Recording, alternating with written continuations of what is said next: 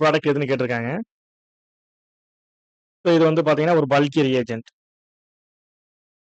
So அப்ப பல்கி ரியேஜென்ட்டா இருக்கிறதுனால, so இந்த கார்போனைல்ல வந்து ஸோ ஈக்குவட்டோரியல வந்து அட்டாக் பண்ணுமா? இல்ல ஆக்சியல்ல வந்து அட்டாக் பண்ணுமா? ஸோ அப்போ நமக்கு 1,3 டைஆக்சியல் இன்டராக்ஷன் இருக்கிறதுனால, ஸோ ஆக்சியல் அட்டாக் வந்து நாட் ஃபேவர்.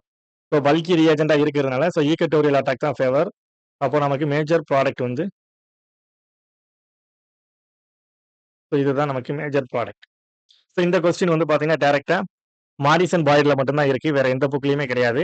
ஸோ அப்ப அத வந்து அத தான் அவங்க ரெஃபரன்ஸ் புக்கா யூஸ் பண்ணியிருக்காங்க.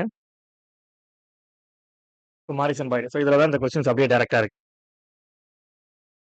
ஸோ செலக்டட் அப்படின்னா ஒரு பல்கி ரியேஜென்ட் தான். ஸோ இது ஈக்குவட்டோரியல் அட்டாக் தான். So less hindered equatorial attack தான் ஃபேவர். ஸோ டிஆர்பிக்கு வந்து பார்த்தீங்கன்னா, மேக்ஸிமம்